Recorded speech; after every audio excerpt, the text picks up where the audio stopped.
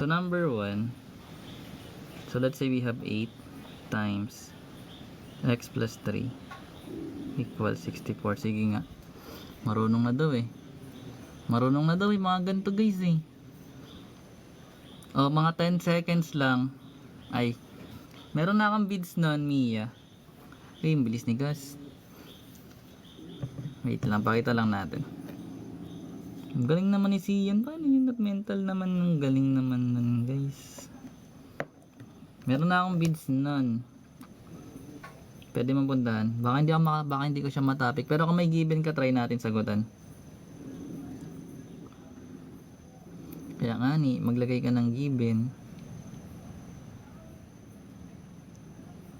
Ito. Sa library. Ayun, baka ang assignment mo to eh, no? So na yun, wala pa lang nakalagay. Pero, ayun siya. May graphing tayo doon. Anyways, balik tayo dito. So, meron tayong given na ito, na x plus 3 equals 64. So, pwede mo siyang i-divide muna. Pwede mo siyang i-distribute. Depende kung saan mo trip or ano yung gusto mong gawin. So, kasi yung ginagawa ko dito guys, kapag naka-factor out na, dinidivide ko na lang siya both side kung ano yung nasa labas na number. So, may eliminate natin yung 8. So, magkakaroon tayo ng x plus 3 na lang dito. Which is equals sa 64 divide 8. That is 8. Then, syempre, yung pag nag-equate tayo, kapag maglilipat na tayo ng numbers, kasi kailangan natin i-isolate yung x or magka-transpose tayo. So, kung meron tayong 8 sa right side, yung plus 3 natin magiging minus 3. So, yung 8 minus 3 magiging 5. So, number 2 try natin. So, let's say meron tayong 4y plus 8 equals 2y. So, pag ganito naman yung given, madali lang din. Ganun din naman ito nang gagawin dito. Actually, fundamentals ito eh. Diba? So, meron tayong 4y plus 8 equals 2y. May sagot na agad. So, pagsamahin lang natin may parehas na variable sa isang side, then yung ibang numbers or yung constant term, lipat mo sa right side. So, ibig sabihin, meron tayong 4y dito sa left. Meron tayong 2y na positive. So, ililipat natin yan. So, magiging minus 2y tayo. Then equals, yung 8 na positive, pag nilipat natin, magiging negative 8. So, ano ba yung 4y minus 2y? So, that is 2y. Then equals negative 8. So, divide natin both by 2 para ma-isolate natin yung y. So, kapag nag-divide tayo ng opposite sign, magkakaroon tayo ng negative 8 over 2. That is negative 4. So, kung gusto mo yan i-check, pwede mo siya i-plug dito sa mga variable wise na kapag mag-equal yung mga given o yung equation natin, sabihin tama yung sagot. Anyways, number 3. So, number 3, let's say meron naman tayong 11a plus 3 minus 18a equals negative 4. So, kapag ganito naman yung given, ano naman magiging sagot?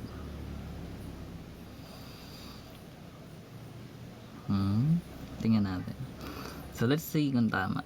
So, meron tayong 11a plus 3 minus 18a. So, pwede natin ito i-rewrite guys. Tanggalin lang natin yung parenthesis. Kasi hindi naman natin siya i-distribute. So, magkakaroon tayo ng negative 18a equals negative 4. So, same process. Combine mo lang yung mga sagot. Ay, yung mga terms sa isang side, yung constant sa kabilang side. So, meron tayong 11a dito. Then, minus 18a. Copy lang muna natin. So, sa kabila, meron tayong negative 4. Then, yung plus 3 natin na constant, magiging minus 3 siya kasi nilipat natin ng side. So, ngayon, meron tayong 11a minus 18a. So, basically, magkakaroon tayo dito ng negative 7a. Kung marunong ka mag-integers, may guess mo yun. So, equals, yung negative 4 minus 3, so, same sign yan, magiging negative 7. Hindi tayo nag-multiply ah. Bagay, gagamitin mo same sign, opposite sign ng addition, subtraction. Then, divide lang both by negative 7. So, ma-eliminate na yung negative 7. Magiging positive na yung a natin. So, yung negative divide negative, that is positive na. So, magiging 1 yung sagot. Naba ka dyan.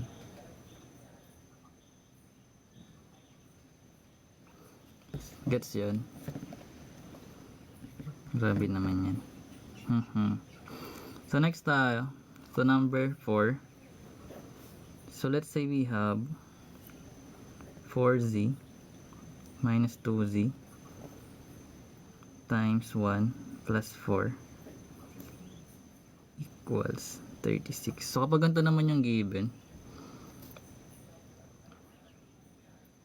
hindi ko po yan alam, shy. Ngayon ko lang yan narinig. Anyways, kung meron tayong given, anong solutions? Wala, hindi ko alam.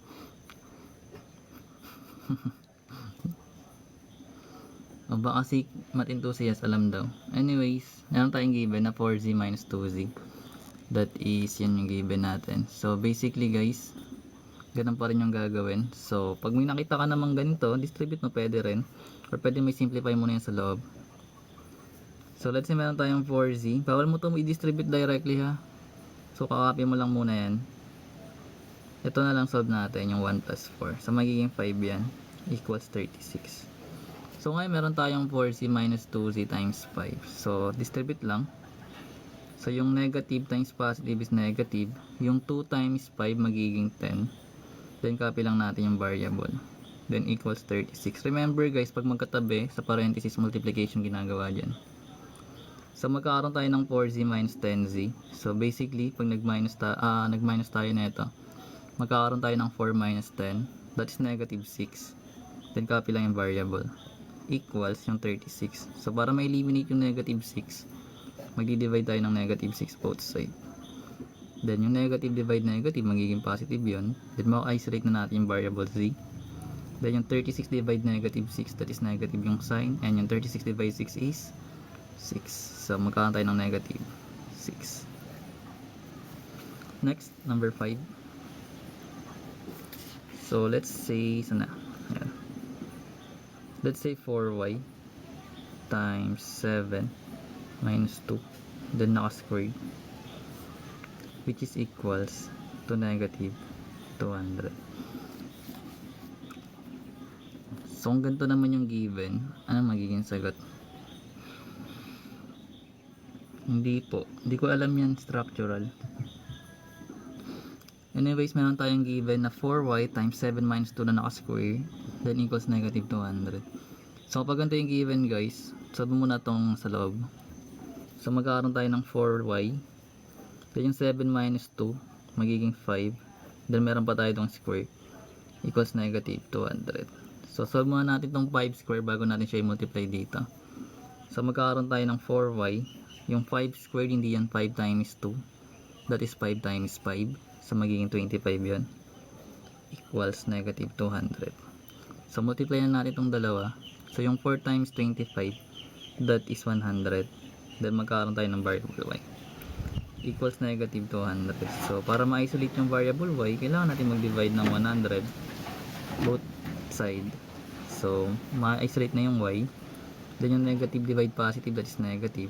Then magkakaroon tayo ng 2. So ito yung sagot natin para dito. Then number 6 para dito, let's say meron tayong negative 2x na naka-squared plus 1 equals negative 3. So kung ganito naman yung given, paano naman tayo si-solve?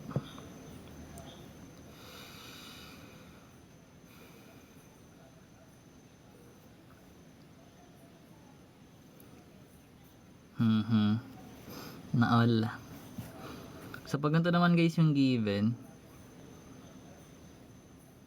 ganun pa rin gagawin mo dyan.